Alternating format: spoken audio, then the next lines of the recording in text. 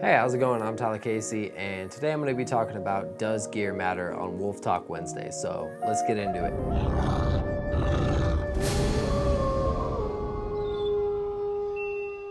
So all the time I'm getting asked, hey, what gear do you use? Should I get this camera, that camera? Should I get this lens? Should I get this stabilizer? And a lot of the times you're wondering, does gear really matter? So over the years, I've bought probably thousands of dollars worth of gear. And I've sold my gear, I've returned it, I've replaced it, I've done all that. I think the most important thing for me was when I first started out, I wanted to get a T3i. That's when the T3i was popping. It was $500, $600 or so, and I was only 18, and I was like, that's kind of a lot of money for me right now. And I waited and I waited, and then finally they were discontinuing the T3i and making the T5i or whatever. And I didn't want to get that, but then I saw it was on sale, so I ended up getting it. And to be honest, I wish I would have gotten the T3i a year later.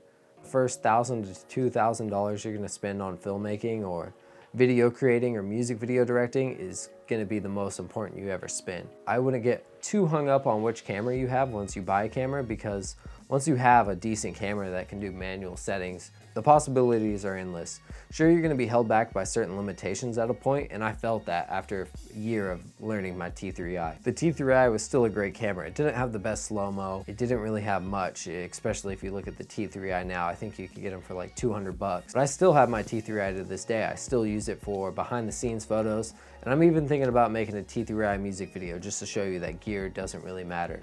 Here are a couple music videos that I shot on the T3i.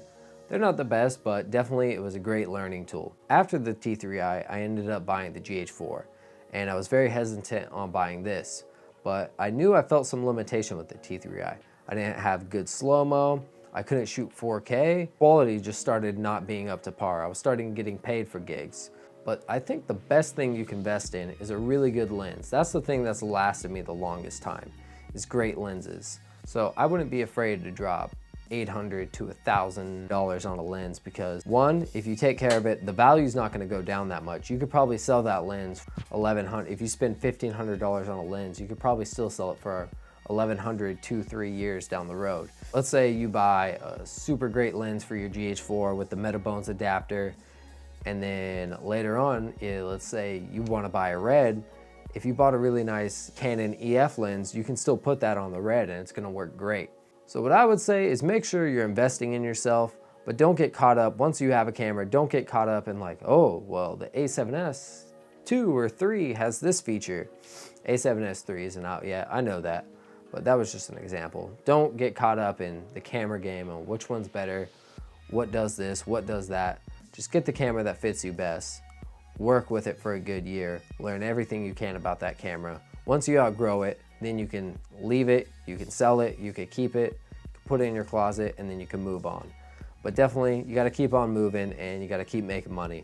I'm Tyler Casey. If you guys have any more questions for Wolf Talk, make sure to comment them below, and I'll see you next time.